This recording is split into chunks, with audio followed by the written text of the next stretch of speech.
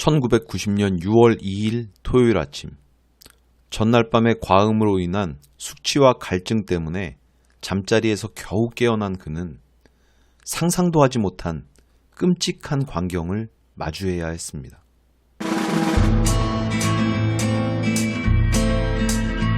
내가 진짜 부탁드립니다. 부탁드립니다. 그날 아침, 송파구의 한 아파트에서 가장인 40세 남성 김모 씨가 맞닥뜨린 광경은 충격적이었습니다. 안방에서 깨어난 그의 곁에 있던 두 아이, 11살 딸과 9살 아들은 온몸에서 많은 피를 흘리며 쓰러져 있었고, 거실로 나가보니 그의 아내인 37살의 이모 씨 또한 아이들과 비슷하게 이미 숨져 있는 상태였던 것입니다. 갑작스러운 그 광경에 김 씨는 너무나 놀랐지만 일단 경찰에 신고를 했습니다. 곧 경찰이 도착해서 사건 현장을 확인했는데요. 이 끔찍한 현장을 확인한 후 주변 조사를 하던 경찰은 몇 가지 상반된 사실에 주목하게 됩니다. 먼저 아파트 경비원의 진술에 따르면 전날 김 씨가 만취한 채 귀가하는 것을 목격한 후 얼마 지나지 않아서 어딘가에서 아이들의 비명소리가 크게 들려왔고, 혹시라도 무슨 사건이 난 것이 아닌가 싶었던 이 경비원은 이후 새벽까지 쭉 수상한 출입자가 없는지 확인했다는 것이었습니다. 즉, 외부로부터의 침입은 없었다는 것이었죠. 게다가 범행을 저지른 것으로 추정되는 흉기가 김 씨가 자고 있던 자리 바로 옆에서 피가 묻은 채로 발견되었으니 경찰은 자연스럽게 최초 발견자이자 이 가정의 가장이었던 김 씨를 살해 용의자로 생각하게 되었습니다. 다만 그를 범인으로 보기에는 좀 이상한 점이 있었는데요. 김 씨의 진술에 따르면 몹시 술에 취한 채 겨우 집에 들어와서 아내 이 씨의 도움으로 겉옷과 양말만 벗은 후 안방에서 쓰러지듯 잠이 들었다고 했죠. 그리고 그의 흰 셔츠와 흰 바지는 전날 입었던 그 옷 그대로였는데 그 하얀 옷 어디에도 혈은 한 점조차 없었던 것이었습니다. 게다가 김 씨는 전날 밤 귀가하면서 몸을 제대로 가누지 못한 탓에 이곳저곳 손을 짚었던 까닭인지 손이 몹시 더러웠는데요. 그 손에서도 혈흔은 전혀 찾아볼 수가 없었습니다. 범행을 한 뒤에 옷을 갈아입거나 세탁했거나 혹은 손을 씻어낸 것은 아니란 얘기였죠. 살아있는 사람을 칼로 찌르면 혈압 때문에 어떤 식으로든 아무리 소량일지라도 혈액이 분출하게 되어 있고, 그렇게 분출한 혈액은 공격한 범인의 손이나 옷에 묻어날 수밖에 없는 법인데, 그런 흔적이 전혀 없다는 것은 김 씨가 가족들을 칼로 공격한 범인이 아니라는 의미였습니다. 외부로부터의 침입은 없었다. 하지만 사건이 있었던 때 집안에 있던 가족들 중 유일한 생존자인 가장 김 씨도 범인이 아니다. 이런 모순된 사실 앞에서 경찰은 참으로 난감했는데요. 다행히 가족들의 시신이 간접적인 답을 알려주었습니다. 11살 첫째 딸의 몸에는 3곳의 치명상과 함께 양쪽 팔에 칼을 막는 과정에서 생긴 방어흔이 있었습니다. 9살 아들의 몸에도 이와 유사하게 옆구리를 찔린 큰 상처 이외에도 팔과 다리에 칼을 피하면서 생긴 방어흔이 있었고요. 그런데 부인 이 씨의 몸에는 총 14군데의 자창이 있었는데, 이 14군데의 자창의 방향이 모두 동일했을 뿐 아니라 방어흔도 전혀 없었습니다.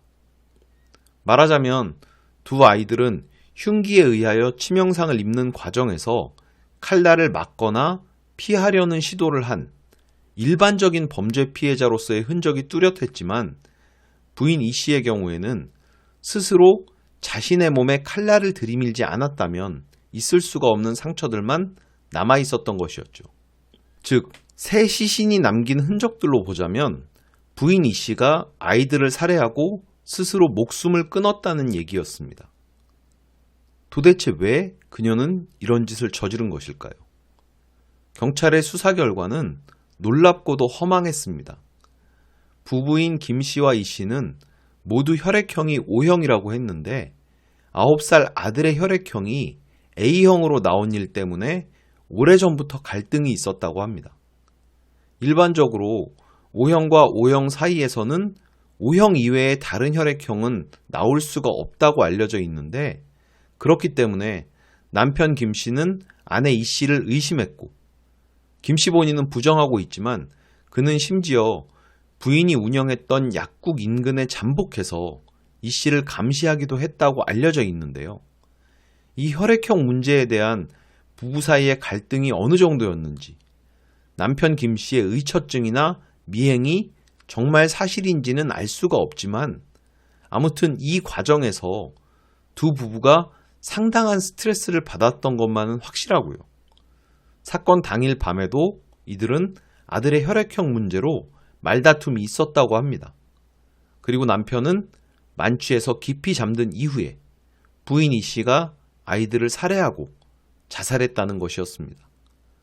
물론 이러한 사건 경과에 대한 추정은 경찰의 자의적인 것이 아니고 서울대학교 법의학 전공 교수 등 전문가들의 자문을 받은 것이었고요.